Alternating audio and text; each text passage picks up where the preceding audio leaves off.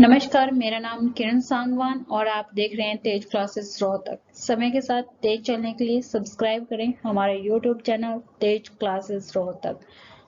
तो चलिए, आज की वीडियो हमारी है ज्योग्राफी के कुछ क्वेश्चंस पर। तो चलिए शुरू करते हैं आज की वीडियो।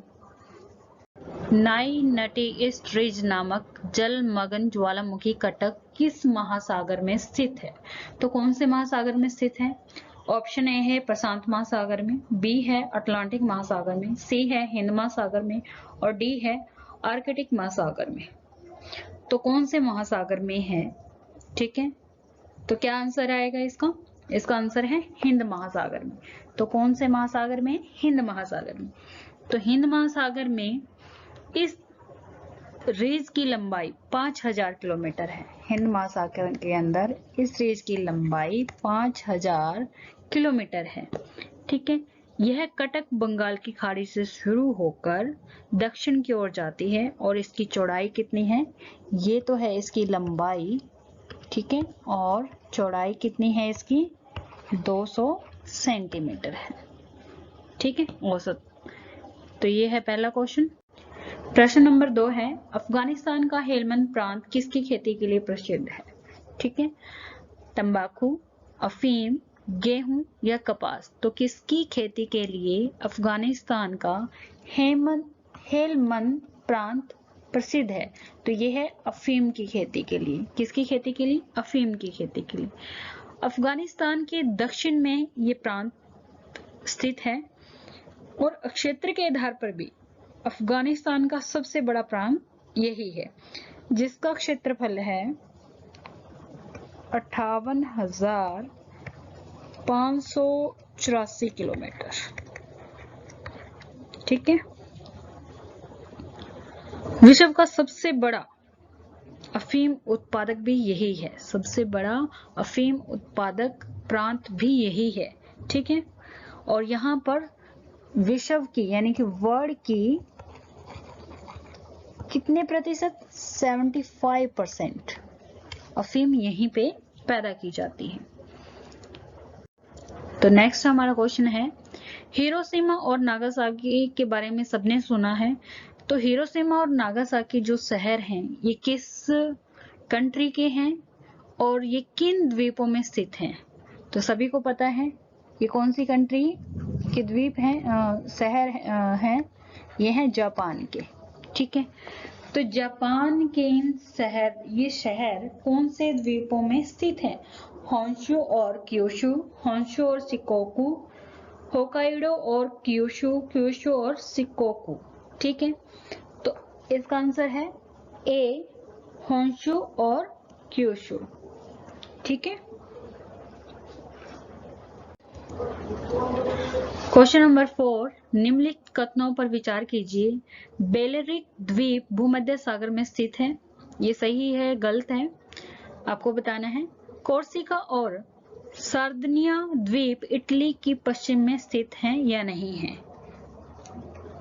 तो कौन सा कथन सत्य है, यानी कि इन दोनों बातों में कौन सी बात सही है? तो आपके एग्जाम में भी इसी तरह के क्वेश्चन आते हैं कि ये स्टेटमेंट सही है, गलत है। ठीक है, तो वो आपको अच्छे से देख के बतानी होती है। तो केवल 1, केवल 2, 1 और 2 दोनों ही सही हैं, दोनों ही गलत हैं। ठीक है, तो ये इसका आंसर आएगा कि बेलेरिक द्वीप भूमध्य सागर में स्थित है, ये बात भी सही है। और कोर्सिका और सार्दिनिया द्वीप इटली की पश्चिम में स्थित हैं, तो ये दोनों ही बातें सही हैं। ठीक है, जो बेलेरिक द्वीप समूह स्पेन का हिस्सा है। किसका हिस्सा है? स्पेन का। ठीक है, यह द्वीप समूह भूमध्य सागर में स्थित है और ये कहाँ पे स्थित है? भूमध्य सागर में। ठीक है, इसमें मेंशन भी है ये चीज। ठीक है, और इसका क्षेत्रफल कितना है? 4992 किलोमीटर। सार्दिनिया सिसिली के बाद भूमध्य सागर में स्थित है। ठीक है, तो भूमध्य सागर में स्थित सबसे बड़ा द्वीप है। यह इटली का स्वायत्त क्षेत्र है, यानी कि उसका स्वतंत्र क्षेत्र है। तो क्वेश्चन नंबर 5 पे चलते हैं। जिब्राल्टर जल डमरू मध्य किन दो देशों को अलग करते हैं? पुर्तगाल और मोरक्को को, अल्जीरिया और स्पेन को, मोरक्को और स्पेन को, अल्जीरिया और पुर्तगाल को। तो क्या आएगा इसका आंसर? जिब्राल्टर जल डमरू मध्य, ठीक है, किन दो देशों को अलग करता है? तो क्या आंसर आएगा इसका? मोरक्को और स्पेन को, ठीक है। यूरोपीय देश स्पेन और अफ्रीकी देश मोरक्को को अलग करता है। यह जलडमरू मध्य सागर को अटलांटिक सागर से जोड़ता है। जलडमरू मध्य सागर को किससे? अटलांटिक सागर से जोड़ता है। तो क्वेश्चन नंबर 6, ग्युआनो नामक प्राकृतिक उर्वरक किस क्षेत्र में पाए जाते हैं? टिएरा देल फ्यूगो, अटाकामा मरुस्थल, ब्राजील का मिनास गेरियस या पेरू का तटीय क्षेत्र। तो कहां पे मिलता है?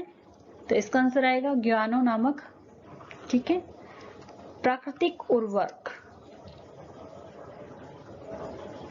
तो ये कहां पे मिलता है? तो पेरू का तटीय क्षेत्र जहां पे ये मिलता है। तो बढ़ते हैं अगले प्रश्न की तरफ। तो क्वेश्चन नंबर 7, वन कटान के जब वन कटते हैं या वन कटाव जो होता है उसके क्या परिणाम होते हैं, क्या रिजल्ट निकलते हैं?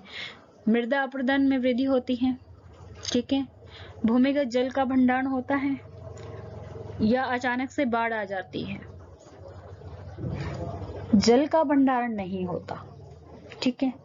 अपरदन यानी कि भूमि की जो मिट्टी है या भूमि में जो कटाव होता है, ये बात भी सही है, और अचानक से बाढ़ भी आ सकती है, ठीक है। तो इसका आंसर क्या होगा जिसमें 1 और 2 दोनों हैं? तो ये है बी ऑप्शन, ठीक है।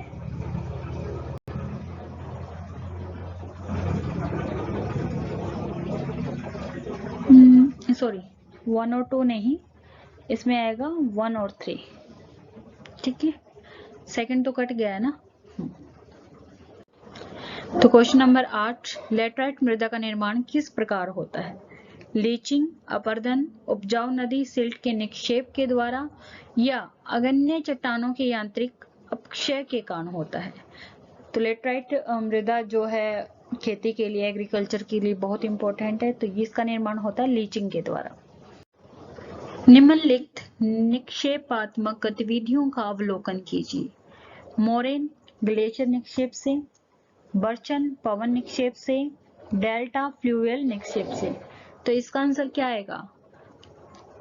कौन सा सही है, कौन सा गलत है? केवल 2, केवल 1 और 2, केवल 2 और 3 या तीनों ही? तो ये तीनों ही सही हैं। मोरेन तो ये ग्लेशियर के निक्षेप से बनता है, बर्चन पवन निक्षेप से बनता है, और डेल्टा फ्लूवियल निक्षेप से बनता है। तो आज की हमारी ये क्विज सीरीज यहीं पे समाप्त होती है। आप लोगों को वीडियो अच्छी लगी है तो प्लीज वीडियो को लाइक करें, शेयर करें, सब्सक्राइब करें और कमेंट अवश्य करें। धन्यवाद।